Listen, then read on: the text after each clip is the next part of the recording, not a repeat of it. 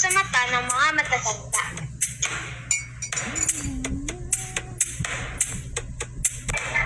Naghanda kami sa pamamagitan ng pagpaplano ng mabuti, puspusan din ang aming pag-iensayo upang maging perpekto ang resulta ng aming presentasyon.